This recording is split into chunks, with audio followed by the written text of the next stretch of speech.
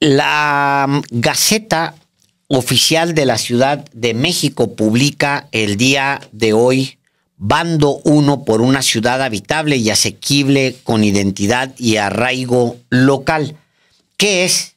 Bueno, es una respuesta desde la jefatura de gobierno de la capital mexicana a las inquietudes que hay, válidas porque se han presentado en todo el mundo, literal, por la gentrificación y la necesidad de garantizar derechos a los que vivimos en esta ciudad.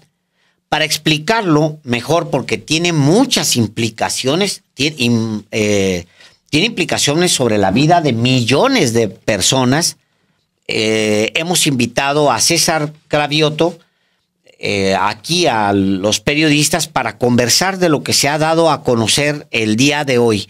Muchísimas gracias por la posibilidad de conversar, secretario de Gobierno de la Ciudad de México. Gracias.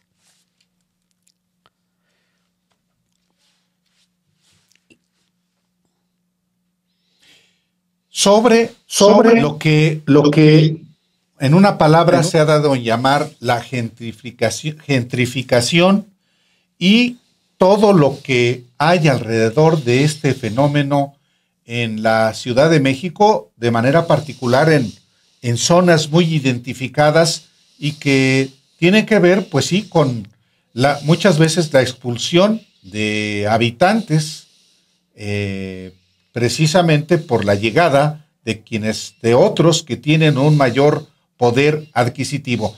Así es que, pues adelante, secretario, sobre este tema. Bueno, sí es un fenómeno que ocurre en la Ciudad de México, que ha venido dándose pues en las últimas décadas y que también es un fenómeno que se da en grandes ciudades del mundo. La lucha por conservar las comunidades, el arraigo local contra la especulación, porque estos fenómenos se dan porque hay mucha especulación en el suelo de las grandes ciudades, incluyendo por supuesto la Ciudad de México, y que lleva a incremento en los costos de la vivienda, tanto compra de vivienda como renta de vivienda.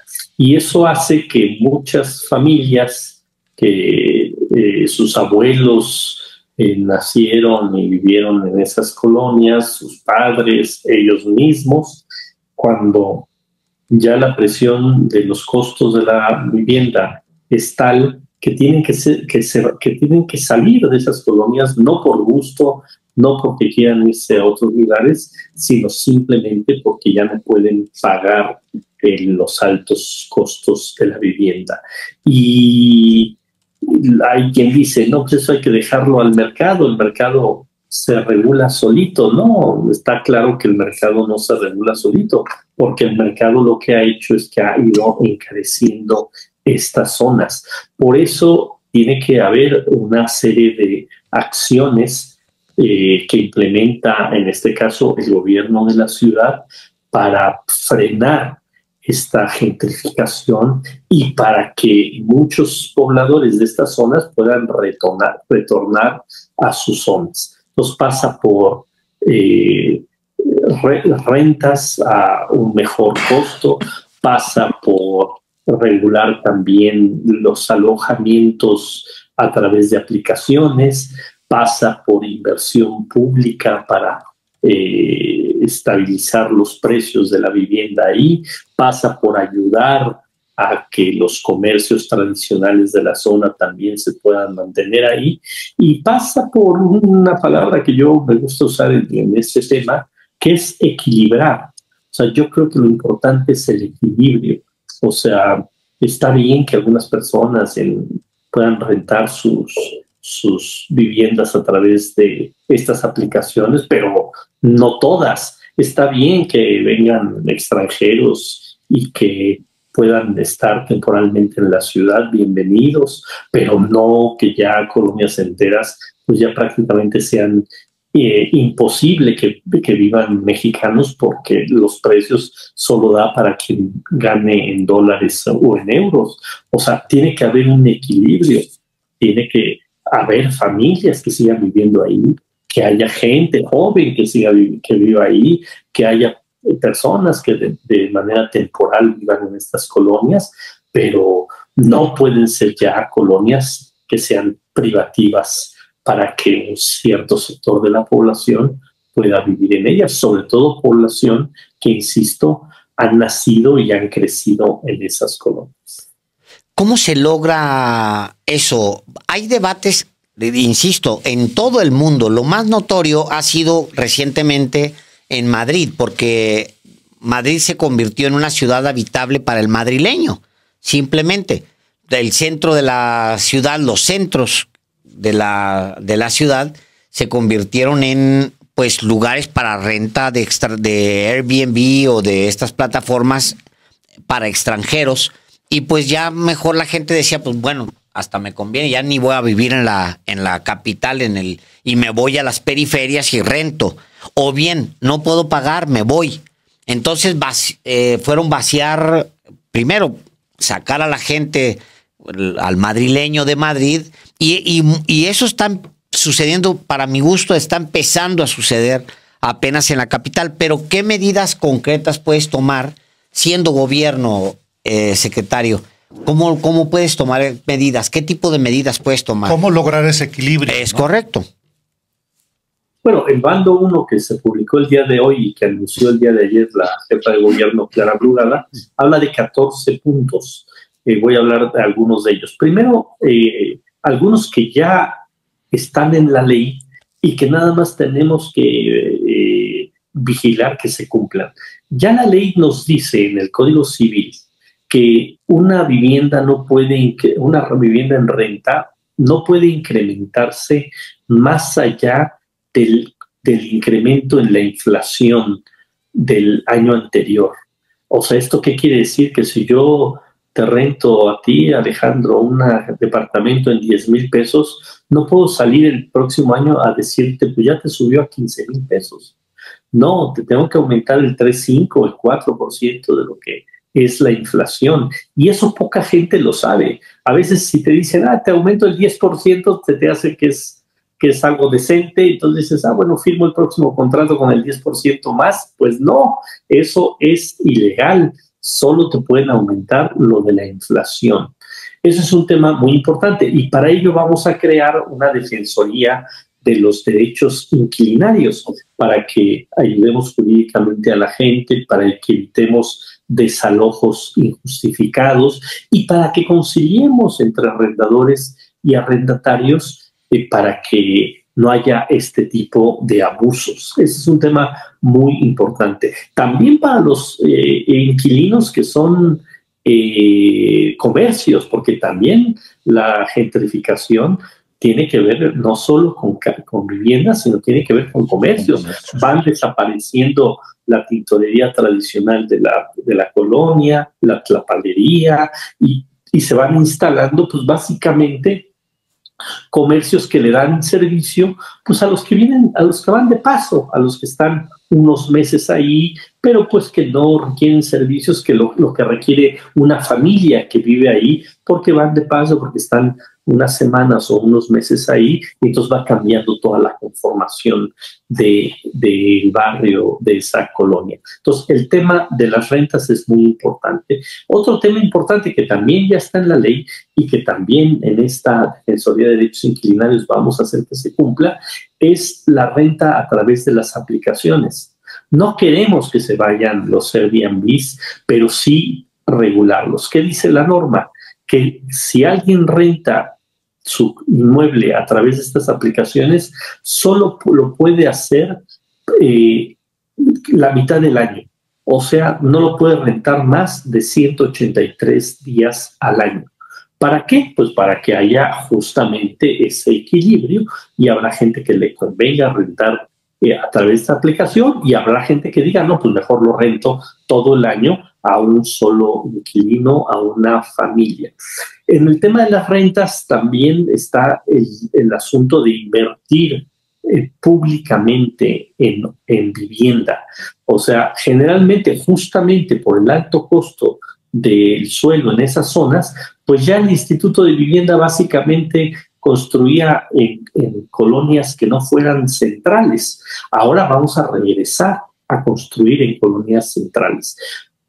Construir vivienda tanto para venta como para renta. Entonces, un joven que se está independizando, que está terminando la escuela, una pareja que está teniendo su primera vivienda, pues no puede pagar y que quiere estar en esas zonas porque ahí nacieron, ahí crecieron, no puede pagar rentas de 35, 40 mil pesos como es en varias zonas de la ciudad. Pero si entra el gobierno, construye vivienda y genera rentas tampoco de 2,000 pesos, 1,000 pesos, porque tampoco se trata de desplomar los precios en algunas zonas, pero pues algo más accesible, de 8, 10 mil pesos que puede pagar una pareja joven. Entonces vamos a generar que haya esa mezcla de población que nos interesa que haya en esas colonias. Entonces, eso es, digamos, el tema de rentas. Ahora, hay unas zonas que le estamos llamando zonas de tensión inmobiliaria, que son las zonas que ya se nos dispararon, que ya se nos fueron, que ya no basta con que ya no haya un incremento superior a la inflación, que tenemos que meternos a hacer estudios y hacer planteamientos. A ver, el equilibrio en estas zonas es que ya no puede haber rentas de 60 mil pesos, tampoco las podemos bajar tantísimo a 5 mil, a 8 mil pesos, pero bueno, una renta justa sería tanto. Y entonces ahí hacer esos planteamientos para que partamos de un regreso a una realidad. Y eso nos conviene a todas y a todos, porque hoy quien invierte en un inmueble, que si no controlamos esto, pasado mañana va a haber un desplome, como ya lo ha habido en otras ciudades del mundo, del precio de los departamentos, y eso no le conviene a nadie. Es mejor equilibrar, que sepas que si compras un departamento ahí se va a mantener en un precio y va a tener una ganancia estable, no va a tener una gran ganancia y después un gran desplome. Por eso que ayer que presentamos el proyecto, estuvieron también los desarrolladores inmobiliarios y no les pareció mala idea, porque también a ellos cada día les cuesta más poder vender viviendas a 8, 10 millones de pesos, porque el mercado que te puede comprar esas viviendas es muy pequeño, porque para pagar una hipoteca de un inmueble de 8, 10 millones de pesos, pues si es una pareja, entre los dos tendrían que ganar 120 mil pesos. ¿Y cuántas parejas en esta ciudad ganan 120 mil? A ellos también les conviene que en lugar de que se construyan puros departamentos de 8 o 10 millones de pesos, haya departamentos de 1,5 millones, 2 millones de pesos, que eso hace que el volumen de los compradores otra vez crezca y otra vez se genere esa rotación entre producción y venta, en este caso de vivienda. ¿En qué colonias específicamente, César Cravioto, secretario de Gobierno de la Ciudad de México, se encuentra la mayor problemática? Y este plan, ¿dónde se va a aplicar? ¿Qué colonias en específico ya se han disparado, como tú mismo lo señalabas? Bueno, digamos que lo de que no pueden incrementarse las rentas más de la inflación y quien renta a través de aplicaciones, eso es parejo en toda la ciudad. Pero estas zonas de tensión inmobiliaria que le llamamos van a empezar con dos grandes zonas: la zona de Hipódromo Condesa, Roma Norte, Roma Sur, Juárez, Zona Rosa, Doctores, Buenos Aires. Ahí vamos a entrar a hacer una intervención para regular los precios y para estabilizar. Por ejemplo, en la Hipódromo Condesa, pues ya se nos fueron al cielo, pero en la Buenos Aires, en la Zona Rosa, en la Doctores, hasta en la Juárez, todavía podemos mantener precios que no se nos disparen. Y después en Miguel Hidalgo está la Escandón y la San Miguel Chapultepec, como dos zonas que algunas de ellas se nos están disparando, pero podemos todavía hacer intervenciones para que no se nos vayan al cielo, y vamos a entrar con esas. Pero no quiere decir que van a ser las únicas zonas. Ahorita arrancamos con un plan maestro para estas zonas, pero después vamos a ir generando condiciones para entrar a otras zonas de la ciudad, porque este efecto de la gentrificación hace que todo vaya subiendo, porque si había gente en la Roma que se desplaza, digamos, a una colonia como, por ejemplo, ¿cuál diría? Como la Tabacalera. Eso hace que también ya suba la vivienda en la Tabacalera, porque hay más demanda de toda la gente que está de esas colonias, y entonces ya se genera un efecto dominó en toda la ciudad. Por eso intervenimos en estas colonias, pero no quitamos el foco en general a la intervención de la ciudad. Absolutamente todos los países en los que ha habido una burbuja inmobiliaria, ha habido una intervención del Estado, es decir, del gobierno. En el caso de la burbuja, de las dos burbujas, de hecho, en Estados Unidos, una a finales de los 80s y otra a principios de los 2000s, fue la Reserva Federal la que intervino porque impacta a nivel financiero. Y lo cuento para preguntarte, César Cravioto, porque en el caso, por ejemplo, de Estados Unidos, de repente, pues mucha gente dijo, bueno, pues compro una propiedad porque las rentas están tan altas que la compro, no le hace que esté muy cara la propiedad, la compro para rentarla caro. Entonces te vas... Y luego... ¿no?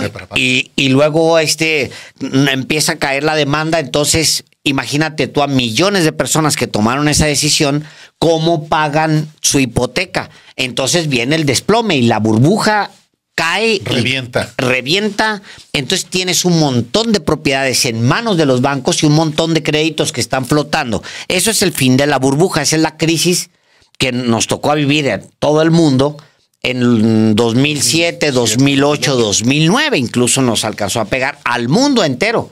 Fue el fin de una burbuja de ese tipo. Ahora, para no permitir que los precios, que son un acuerdo al final entre privados, se vayan al techo, ¿de qué manera interviene una autoridad, César Cravioto?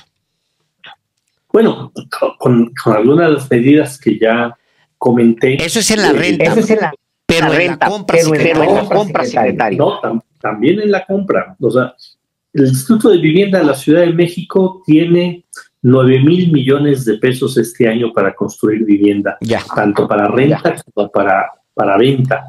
Nada más para que nos demos una idea, el año pasado este mismo Instituto de Vivienda tuvo 4,700 millones de pesos, o sea, fue casi el doble de lo que tiene este año el Instituto de Vivienda. O sea, hay dinero importante público para intervenir estas zonas. Y lo que vamos a empezar a hacer es construir también en esas zonas, en todas las zonas, pero también en esas zonas para que también alcance, o sea, ayudemos a la regulación. Tal vez no construir vivienda de 500,000 pesos en esa zona, pero sí, si el promedio anda en 8 millones, imagínate que empezamos a construir vivienda de 2 millones, pues sí es verdaderamente un buen impacto para la zona, para que haya población que diga, ahora sí ya me alcanza y ya me interesa regresar a vivir en esa zona. Y en esas zonas también parte de lo que vamos a analizar es castigar la especulación. O sea, en esas zonas no puede haber viviendas ociosas. Si hay este fenómeno que se da en la ciudad de que de repente vemos un edificio recién construido y pasan 6 meses y sigue vacío, y pasan 12 meses y sigue vacío, y decimos, ¿qué está pasando? ¿Por qué no venden? Pues porque ellos no les... Hay inversionistas que solo especulan, que no les interesa ni rentar ni vender. Lo único que les interesa era colocar dinero de los grandes fondos internacionales para hacer la vivienda y con eso ellos ganan. Ya si venden o rentan ya les da exactamente lo mismo. No podemos en ciertas zonas de la ciudad darnos el lujo a que haya vivienda ociosa. Entonces, si alguien deliberadamente tiene una vivienda ociosa, pues que le cueste y que no sea una afectación para la sociedad, para la ciudad, porque eso nos afecta mucho. Entonces, todo ese tipo de medidas vamos a instrumentarlas en toda la ciudad, pero sobre todo ahorita en estos polígonos de plan maestro que, insisto, nosotros le llamamos zonas de tensión inmobiliaria. Quisiera aprovechar, César Cavioto, haciendo un paréntesis sobre el tema específico de la alcaldesa de Cuauhtémoc, Alessandra Rojo de la Vega, quien alega que las dos esculturas, la de Fidel Castro y la de Che Guevara, fueron retiradas porque no tenían ningún permiso para que estuvieran en el lugar de donde ella la removió. ¿Es verdad lo que dice la alcaldesa? Estas estatuas se pusieron en el 2018.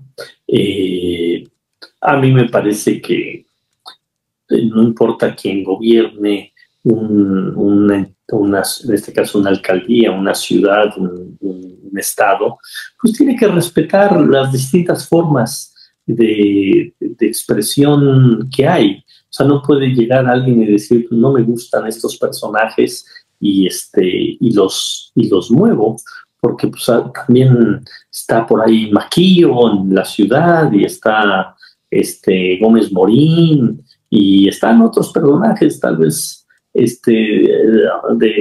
otras épocas de la historia de México, y hay que respetar. A mí me parece que este tipo de acciones pues no ayudan y no generan nada positivo para una sociedad, porque los servidores públicos somos pasajeros, pero las demandas de la sociedad y la expresión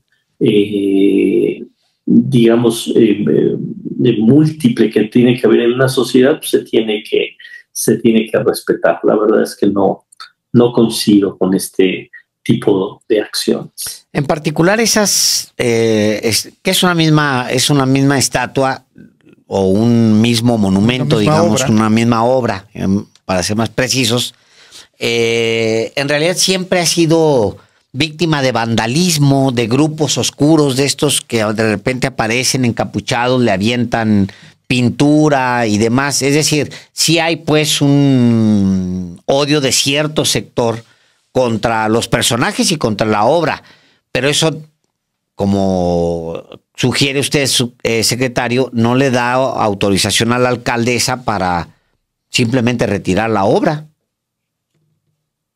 Sí, yo insisto, yo creo que tenemos que ser tolerantes a todas las formas de pensar, a todas las formas de expresión. Como bien dicen, pues esto fue una escultura, es una expresión artística que también tiene pues una connotación de la propia historia de la ciudad, porque esos personajes además pasaron por esta ciudad. Entonces, pues sí, me parece que no fue una buena decisión. Y bueno, pues ya hay muchos colectivos que ya están pidiendo el regreso a este espacio. Lo pregunto nada más, César, porque el Comité de Monumentos y Obras Artísticas en Espacios Públicos de la Ciudad de México autorizó justamente esta obra denominada Encuentro, en una reunión que se llevó a cabo el 3 de noviembre del 2020. Sí. O sea, no puede ser que aparezca ahí una escultura ahí de la nada. Por supuesto que hay trámites que se realizan y que autorizan este tipo de expresiones artísticas. Yo creo que no es así como se debe de manifestar la propia creencia o la propia posición política de alguien, ¿no? Yo creo que no. Y más en una alcaldía que es, pues, un centro de diversidad absoluta, ¿no? Donde hay todo tipo de expresiones, pues es el centro del país y es el centro también de la diversidad, de todo tipo. Entonces, bueno, pues ojalá se recapacite. César Cravioto, muchísimas gracias por la oportunidad de conversar. El día de hoy ya fue publicado en la Gaceta Oficial de la Ciudad de México Bando 1 por una ciudad habitable y asequible con identidad y arraigo local. Es esta respuesta del gobierno a las quejas que hay sobre la gentrificación. Es un primer paso, me imagino, va a merecer que lo mantengan o que esté en observancia todo el fenómeno durante años, como ha sucedido en todas partes del mundo. Gracias nuevamente a César Cravioto. Estoy seguro que este bando va a atraer las miradas de muchas ciudades del mundo, porque la verdad es que es de vanguardia y es de una fuerza y estamos seguros que va a generar otro modelo de planeación y otro modelo de desarrollo en la Ciudad de México que tanto lo necesita. Un gusto saludarles, como siempre, Alejandro. Hasta pronto, César. Hasta pronto, César. Gracias.